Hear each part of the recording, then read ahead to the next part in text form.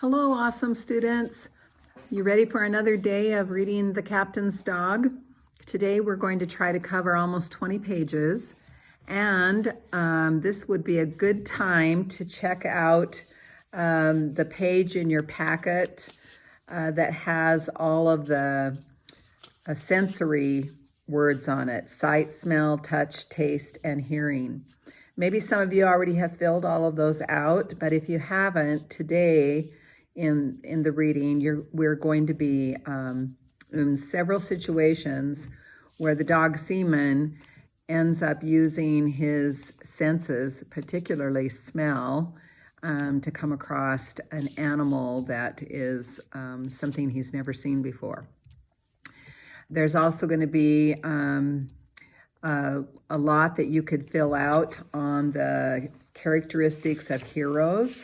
So this is in packet number 2. Characteristics of heroes deal with external conflicts. And Seaman and the whole crew face a lot of external conflicts in today's reading. So let's get started. We're on page 106. If you're following along, we start out with April 20th, 1805, and this is from Lewis's journal. We have been held in camp for several days due to severe winds, and I've taken advantage of our stay by making a thorough exploration of this area. I found a dead Indian on a scaffold not too far from our camp. Lying next to him were several baskets, his tomahawk, the body of his dog, and his sled. The Indians often sacrifice the animals that have helped them in life. I explained to C that I didn't think this would be necessary in his case if I should pass on. And for a moment, I thought he understood what I was talking about. We have traveled far enough upriver from the Mandan and Hidatsa villages to see the game increase, which is a great relief to all of us. There are a number of dead buffalo along this stretch of river, caught on snags or washed up on shore. They must have fallen through the ice and drowned.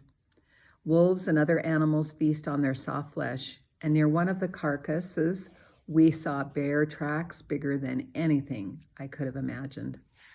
And then here's Seaman's experience. Must be one of those grizzly bears, Captain Clark said. Look at the size of that track. We had heard about grizzly bears from the Mandan villagers. The Mandans also called them white bears because when such a bear gets older, the tips of its hairs turn lighter. The Indians and the French trappers were scared of them, and it was no wonder. The tracks were huge. Not only this, the bear had dragged that buffalo a good 15 feet farther up the bank in the soft sand. The idea of an animal that could leave a print that deep and move a buffalo that far made the hair on the back of my back stand straight up. I knew right then that I would not like grizzly bears. I don't blame the Indians for being afraid of them, Captain Lewis said. I wouldn't want to face a bear that size with a bow and arrow, but we will have no trouble with our rifles. It was whelping time on the prairie. The next morning, Captain Clark shot a buffalo. As York gutted and skinned it, we watched a pack of wolves pull down a calf that could not keep up with the herd. The calf's mother came back and tried to defend her pup. She stamped her feet and lowered her head to charge, but this did not frighten the wolves. In fact, the lead wolf jumped right onto her back. She shook him off, but fear had gotten the better of her. She galloped away and joined the herd without her calf. That same afternoon, while Captain Lewis and I were returning to camp, a buffalo calf followed us. It wasn't much bigger than I am. I think it would have followed us all the way back to camp, but Captain Lewis started laughing, and the sound scared the calf away. I believe he thought you were a buffalo calf, see? Captain Lewis said. You're about the right size and shape. Better watch yourself, or one of our men will shoot you. April 24th, 1805, from Lewis's journal. Once again, we are stranded in camp because of severe wind. Tomorrow, weather permitting, the boats will proceed on, but regardless of the wind, I plan to lead a few men ahead in the search of the Yellowstone River, which should be less than a day's march. And then from Seaman. That night the temperature fell and the wind stopped as if it were frozen in place. At sunrise, when the boat started upriver, it was so cold the water froze to our oars. The men in our shore party were grateful to be afoot rather than paddling on the cold river. As we rambled, we saw hundreds of buffalo and elk who showed virtually no fear of us, even though we passed within yards of them. "They don't even run, Captain. We could kill them with clubs." "I suspect they haven't seen too many humans," the captain replied. "They'll learn." That evening, we reached the Yellowstone River. Drouillard shot a buffalo not 100 feet from our camp. The herd scattered at the sound of his gun. They were learning. The next day, the boats caught up to us. In the evening, the captains handed around a dram of whiskey and Cruzette brought out his fiddle. I didn't participate in the festivities. Instead, I went for a ramble with the Indian dog, who shared my opinion of fiddle music. The cold night was clear and well lit by a full moon. We followed the Yellowstone River for several miles, stopping once in a while to check a smell or mark a bush. The buffalo grazed and grunted on the open plain. Elk and deer were everywhere. Wolves howled, which quickened our blood. Sometimes I led the way, then I would drop back and let the Indian dog lead. We came to a high bank above the river. The Indian dog stopped and looked down. Below us, a small herd of antelope were swimming across the river. On the other side was a pack of wolves. When the antelope saw the wolves, they allowed the current to take them farther downriver so they wouldn't come ashore where the wolves were waiting. The wolves were not fooled. They simply followed along the shore, knowing the antelope could not stay in the water forever. Eventually, the first antelope stumbled into the shallows and was taken before it left the water. Another was taken farther down. The rest escaped because the pack had what it needed. I wasn't hungry, but my blood was tingling. I wanted to join in the hunt. I turned to find a path to the river, but to my horror, my way was blocked by a grizzly. It reared up on its hind legs, blotting the moon out with its gigantic head, then bellowed with a ferociousness that turned my legs to hot tallow. For a moment, I could not move. How could I let a gigantic bear sneak up on me? I looked for the Indian dog and caught a glimpse of her tail disappearing over the edge of the cliff. The bear stopped bellowing, and I heard the Indian dog splash into the river below. The bear came down heavily on his front feet and rushed me. I had only one chance. Before I jumped, I felt the bear's warm breath on my neck. I turned my head as I fell, expecting to see him falling behind me, but instead he was standing on the edge, bellowing in rage. I hit the ice-cold water, and the current dragged me under. When I resurfaced, I was a long way from the bear. I swam to the opposite shore, climbed out, and shook the water out of my fur. There was a sudden movement to my left, but before I could turn to face it, something rushed from the bushes to my right. Wolves, 4 of them. They circled around me cautiously, not sure how much strength I had. It wasn't much after my long swim. One came in from behind. I caught his ear near the base, and he yelped as he tore the ear from my grip. But it was only a matter of time before they wore me down. Once again, my only hope was the river.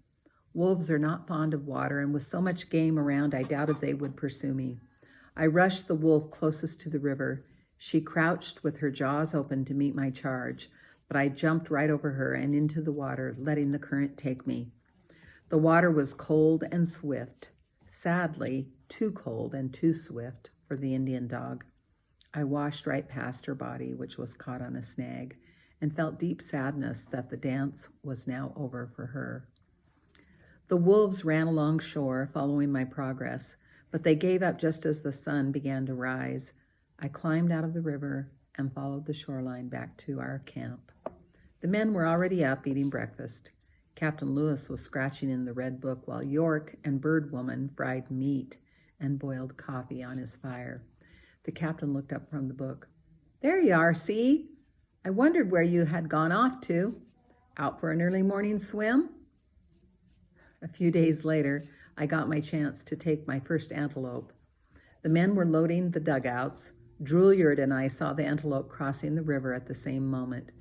Drouillard reached for his powder horn, but before he could charge his rifle, I was in the water and had the antelope in my mouth. I pulled it under the water and held it there until it stopped struggling. Then I dragged it up on shore. The dog saved you a ball, Drouillard. With a dog like that, we don't need guns. We have our own wolf. And again, in Lewis's journal, April 29th, 1805. This afternoon, I shot a grizzly bear. I think this bear's ferocity is greatly exaggerated. Coulter laughs. We changed our minds pretty darn quickly about that. Drouillard nods. This is Seaman speaking now. Captain Lewis, Drouillard, and I were walking through a thick stand of trees about a mile in from the river. The wind changed direction suddenly, sending the unmistakable scent of grizzly bear to my nose. I started barking. Quiet! Captain Lewis hushed me. With difficulty, I obeyed. He had no idea then what lay in the clearing on the other side of the trees, but he found out soon enough. Bears, Drouillard said, pointing. 2 of them, not 100 paces away. One of the grizzlies stood up on its hind feet and put its nose in the air, trying to figure out what we were. The other bear turned and ran. Drouillard fired at the running bear. Captain Lewis took the standing bear. Drouillard's shot hit home, but the bear didn't even break stride. The captain's shot hit the standing bear square in the chest. It plopped down on its front feet and charged us. Run! Captain Lewis shouted. I was halfway back to the river before I realized that Captain Lewis and Drouillard were not with me. I stopped and sniffed the air to see if I could pick up what had happened, but it didn't tell me anything. I proceeded back to the clearing cautiously, not knowing what I would see, and hoping it wouldn't be the grizzly feasting on their mauled corpses. When I broke through the trees, I was relieved to see Captain Lewis and Drouillard, both on their feet, standing over a dead grizzly. The bear had fallen from the chest wound before he reached the woods. Captain Lewis was examining the bear's teeth and claws. Not as formidable as the legend, he commented. That bear was about 1/3 the size of the bear I'd encountered along the river. Back to Lewis's journal. May 14th, 1805. We are making good progress, but as each day passes, I am increasingly worried about reaching the Rocky Mountains before the bad weather sets in. I have started saving elk skins for the iron boat I designed. Although the men have grumbled about carrying the heavy frame all these months, they will be glad once they see how well it works. I look forward to the day we put it together. I have changed my opinion of grizzly bears. Last week, it took 10 well-placed balls to kill one of these bears. A truly monstrous beast. And 3 days ago, Private Bratton came into camp saying he had shot a grizzly but was not able to kill it. The bear chased him a considerable distance, and it would have caught him if it hadn't been severely wounded. I sent 7 men out to kill this bear, and after 2 shots through the skull, the bear finally died. It had covered a distance of over a mile after Bratton had shot it through the lungs. I think I would rather fight 2 Indians with my bare hands than one of these bears. I have ordered the men walking along shore to do so in 2s and 3s to better protect them from these beasts. But had I seen a grizzly this evening, I would readily have fed Charbonneau to it. He is the most incompetent boatman I have ever seen, and today he very nearly lost our most precious possessions. And now back to Seaman and what he experiences. When the trouble began, the captains were both on the shore watching the men paddle the boats upriver. The wind filled the sails, but it was still a hard pull against the fast current. Suddenly, a squall came up, turning the white pirogue sideways. The pirogue heeled over and began to fill with water. "Turn into the current," Captain Lewis shouted. "Turn into the current." The men aboard could not hear him above the sound of the water and their own shouting. Both captains fired their rifles, trying to get the crew's attention, which had no effect. Charbonneau, who was manning the rudder, let go, looked up at the sky and yelled, "Dear heavens, have mercy on my soul." "Our journals," Captain Lewis shouted. "Our maps." He dropped his rifle and began stripping. The current was too treacherous even for me. I was a better swimmer than all of the men put together. I barked at him, but he paid no attention. Captain Clark saw the danger too. He threw his arms around Captain Lewis and shouted, "No, Merryweather." Now I'm going to go back and read that paragraph because there's a vocabulary word in it. The word is treacherous. The current was too treacherous, even for me. I was a better swimmer than all the men put together. I barked at him, but he paid no attention. Captain Clark saw the danger too. He threw his arms around Captain Lewis and shouted, "No, Merryweather." "But our supplies! They're useless if you drown." "We'll lose everything," Captain Lewis said helplessly.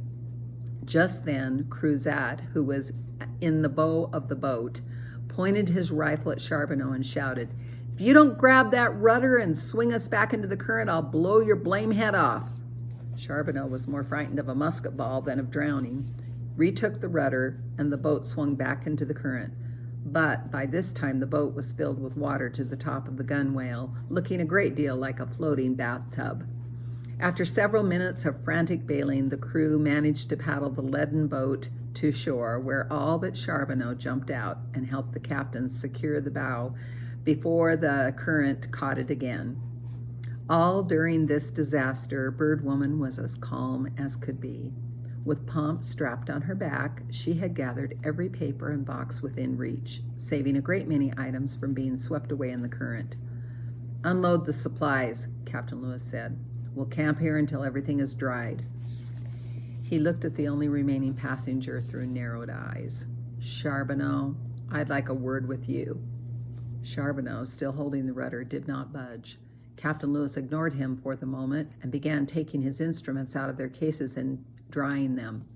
Eventually, Charbonneau gathered enough courage to wade across the boat to shore. Bird Woman had a wry smile on her face as she spread the papers she had saved on the ground and weighted them with rocks. "Looks like we'll be getting Boudin Blanc for the next few days," Private Shannon said. Every time Charbonneau got in trouble, he made his specialty, Boudin Blanc, or buffalo sausage, Captain Lewis's favorite dish. After a few plates of sausage, the captain was always seemed to forget what inspired Charbonneau to make it in the first place. "Come with me, Mr. Charbonneau," Captain Lewis said. Charbonneau hung his gray head and followed. That same afternoon, I picked up a scent I hadn't smelled since I was with Brady. It brought back happy memories of grand chases with few consequences. At every dock along the Ohio River, there were fish, and where there were fish, there were nimble cats. I didn't expect to find a cat out here, but the scent was unmistakable. I followed it for a couple of miles to a cave above the river. The space was too narrow for me to squeeze through, but I didn't let this stop my fun. I stuck my head inside the cave and barked as loudly as I could. Something rushed me from the dark cavern, hissing like no cat I'd heard before. I backed away, and a cat nearly as large as I was burst through the opening with such force it overjumped me by 15 feet. She turned around in midair and landed, facing me in a crouch. Her eyes were fiery yellow, her fur was the color of antelope, and her snarling teeth were sharp. But what had me most worried were her unsheathed claws. I had been swiped a time or two on the nose, but these daggers were big enough to turn me into a pile of Charbonneau's Boudin Blanc. Cats were not supposed to come in this size. It just wasn't natural. I thought once again of the river, knowing that cats do not like the water any more than wolves do. Unfortunately, the enormous cat was in my way. Her thick black-tipped tail lashed back and forth as if it were tied to a string from the sky. Just then, a rifle discharged below us with a loud bang. The cat jumped at the sound, and I launched myself past her, landing on my chin and rolling all the way to the bottom of the hill, where I stopped at Coulter's feet. "What is it?" Coulter looked around in terror, recharging his rifle as fast as I've ever seen a man do it. "Grizzly?" He swung the rifle in the direction of the hill. The cat was not there. "See, you've got to stop surprising people like that," Coulter said, relaxing a little. "It's not funny. You'll get your head blown off." He walked over to the deer he had shot and quickly gutted it. I stared up the hillside, shivering like an Indian rattle. "Are you hungry, boy?" I was, but I didn't even look at the pile of guts. My full attention was on the hill. "Suit yourself," Coulter said, hefting the deer over his shoulder. "I'm heading back to camp before the others get all the Boudin Blanc." I stuck to Coulter like hot tree pitch, glancing behind me all the way back to camp. And then this is the last journal we're reading for today, the last entry from Lewis, May 19th, 1805. 2 nights ago, the tree directly above our lodge caught fire. If it hadn't been for my dog warning us, everyone inside would have perished. As soon as we crawled out, fiery branches fell on top of our shelter and collapsed it. And today I'm afraid my dog might die. One of the men wounded a beaver, and C jumped into the water to retrieve it. The beaver bit him on the leg, severing an artery, and he has lost a great deal of blood. I have stemmed the flow, but he is doing poorly. I fear his luck has run out. And here's C's view of that situation. Grizzlies, wolves, the enormous cat, but it was a beaver that nearly did me in. Cruzat shot the beaver from the bow of the pirogue, and not having the best eyesight of the men, he only wounded it. I was on shore at the time, and fearing that the beaver was going to escape, I jumped in the water after it. The beaver's hind leg was broken, and I easily overtook it. But as I was about to take hold, the beaver dived and took hold of me. It bit my leg deep with its razor-sharp teeth, and the water turned pink with my blood. By the time I got to shore, my strength was gone, and I couldn't get to my feet. Captain Lewis directed the pirogue to shore and was out of the boat 20 feet before it landed, splashing his way to where I lay. "Get the medical kit!" The next thing I remember, I was in the lodge. It was dark except for a single flickering candle. My head was in the captain's lap. He was sound asleep with his hand resting on my head and the red book open on the blanket covering me. My leg was wrapped up tight, and it hurt terribly. The next morning, the captain would not allow me to stand up. He carried me to the pirogue wrapped in that blanket and told the men to take it easy on the water so I didn't get bumped around, a command impossible to obey. For the next few days, I rode in the boat, and the captain wouldn't let me put any weight on my sore leg. My luck had not run out, though. I recovered well, and it wasn't long before I had so much energy built up, I could not stay still. When the men weren't looking, I jumped into the river, swam to shore, and found Captain Lewis.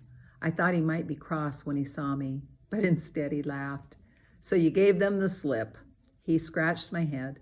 "I thought you might when you felt up to it." The leg healed, but it has never been quite the same since. That's the end of our reading for today. We're on page 124. So be sure to make a prediction about what you think will be happening in tomorrow's reading, and we'll go from there.